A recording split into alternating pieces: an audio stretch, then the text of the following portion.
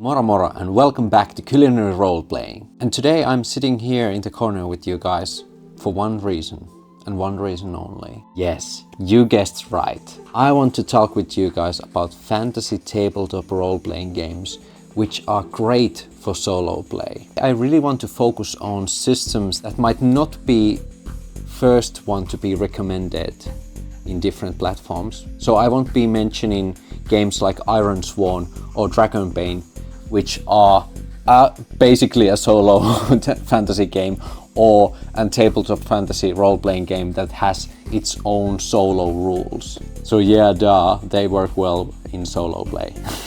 I want to especially focus on systems that might not have naturally their own oracles or solo modes, but are really good to be adapted with using oracles. So here are my top 5 picks. That was 10.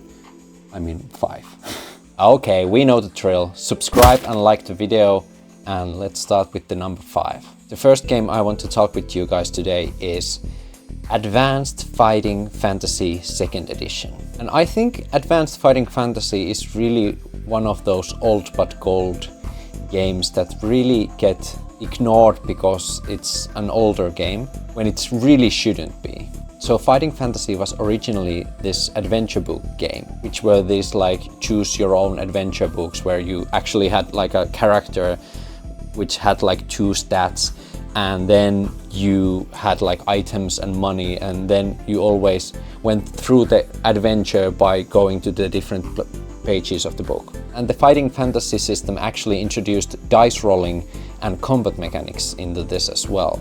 I'm not sure if Fighting Fantasy was the first one to do that, but it was included in Fighting Fantasy. And this base of adventure book core system was then expanded and made into its own tabletop fantasy role-playing game.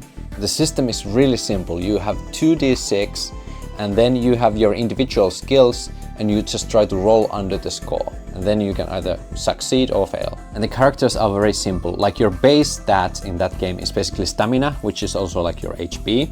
Then you have skill, which is basically like everything from your physical abilities and also your like knowledge and all that stuff. Then you have magic, which is kind of self-explanatory. And then you have luck, which is basically this kind of universal saving throw system. Whenever you try to get away from a trap or you are exposed to a magical spell, you can try to use your luck to save from that peril effectively.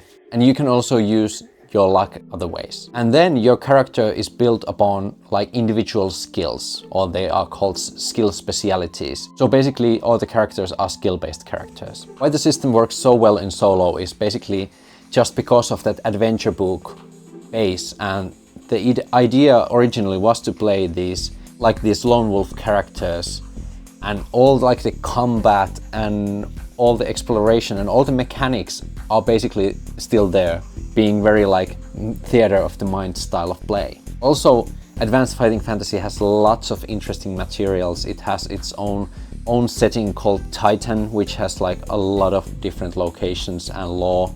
It has very interesting monster books, and it has just a lot of stuff that you can use, and it has lots of optional rules as well. And it also has this kind of sci-fi setting as well, so you can basically play sci-fi games and fantasy games using Advanced Fighting Fantasy system. It's a really neat simple game where you only need a simple oracle in order to fully make it solo. And I think there is actually in works a whole solo system by the creators of the game, so now it's best time, if any, to step into the solo world of Advanced Fighting Fantasy. Next up, I have to talk about it. I always talk about this system.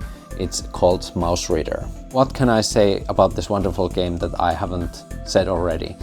The world creation for this system is wonderful. The rules are laid out perfectly. It's really simple, really easy to get into and start your adventure. It's very easy, like pick up and play, and the community is wonderful for this adventuring mice game. There's lots of different supplements. There is a solo community supplement as well, so you don't even have to come up with your own solo rules if you don't want to. The characters are made out of 3 stats: strength, dexterity and will, and then just your items will determine what kind of character you are. Because of the OSR style, it's very modular and it's really easy to combine with other games. I have now been combining Mausritter with this dungeon building game called Delve. And the idea of Delve is for you to create your own dungeon and dig deeper, and then some enemies and problems may arise. So I have just made this meta game out of it, that all the characters are mice who are building this underground tunnel, and the core of the dungeon, which is basically like the goal of the Delve, I have narrated in a way that it's this kind of big gate which also requires a key. And this dungeon is also like the main base of my Mausritter hex map, and the key is somewhere within the hex map, and I also have to like go and adventure into the different hexes and find the key as well. It's really neat gameplay. I have to demonstrate that to you at some point. And it's also good to mention, if you don't like the idea of playing adventuring mice, then there is also Hearh, which basically has the same rules, but you are just not a mice. You are just a human in a fantasy world. I think this next game is very rarely mentioned within the solo communities, but in my opinion, it works really well as a solo game. And I'm talking about Hearh, City Underneath. And what is interesting about this game, it's, well, first of all, it's a narrative dice system. So you have like multiple levels of success and failure. So you have your full success, you have your partial success, and you have your failure, which is always a good tool for solo play. And the world and the different locations have been built in this kind of very point crawl style of way, which really helps you to like make it as a journaling game where you delve deeper into these dark locations and come across these different problems and interesting plot hooks and quests and enemies and allies. And I think this system works really well with the Mythic Oracle. If you just sometimes want to go into a ready world and just dive deep into the lore of like a single book, and just using one book and its rules, Hearh, the City Underneath is really good for solo play. And number 4, we have Pirate Borg.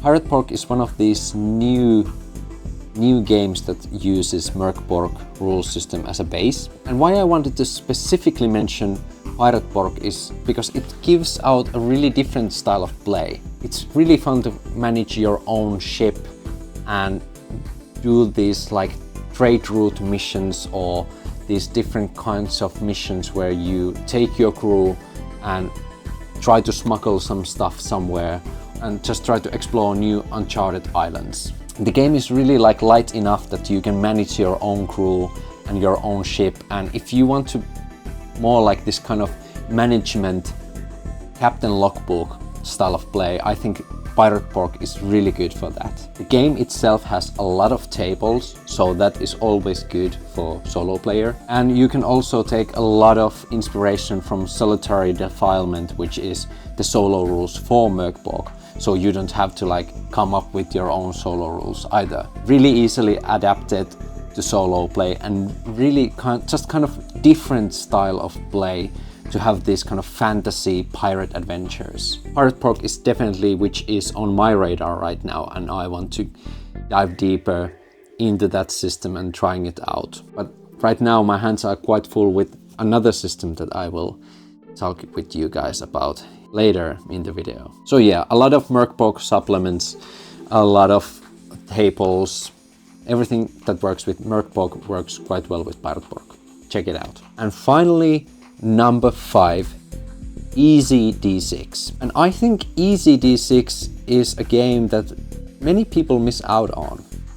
And I really think they shouldn't. Especially if you are a person that wants to like do a lot of dungeon crawls and you just want to have a lot of OSR materials to dungeon crawl on, and you sometimes feel like you don't want to play an OSR or Scarlet Heroes games, or you don't want to like carry polyhedral dice with you all of the time. With Easy D6 you only need a D6, and with its very simple like hits system, and it's just easy to convert these old OSR dungeons into Easy D6 dungeons. Also the characters are very simple, very like, you could basically fit 4 characters into a A4. And because Easy D6 is basically created into convention play, it's very easy to switch the game from solo to have a group session and then continue playing solo.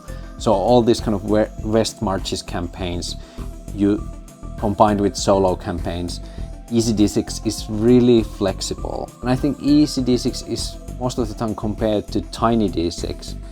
And overall I think Easy D6 is just much more snappier system. But especially if you like Tiny Dungeon, check out Easy D6 as well. It's kind of like more dark dungeon crawly version of Tiny Dungeons. And that was my top 5 recommendations for fantasy systems that are really good for solo play. And I think you have been so nice that I will share you one extra game that you can check out right now. So a game that I have been playing a lot lately is my own game. It's called Heroes of the White Tower, and it's an open world fantasy solo friendly TTRPG that tries to combine narrative elements from Fate and Dungeon World into a little bit more coherent character building and character progression. The combat and skill resolution is built to be really snappy and quick, and it only uses 2d6 because I wanted to make a game also that you can really just pick up and play and take it with you wherever you go, and really heavy on theater of the mind as well.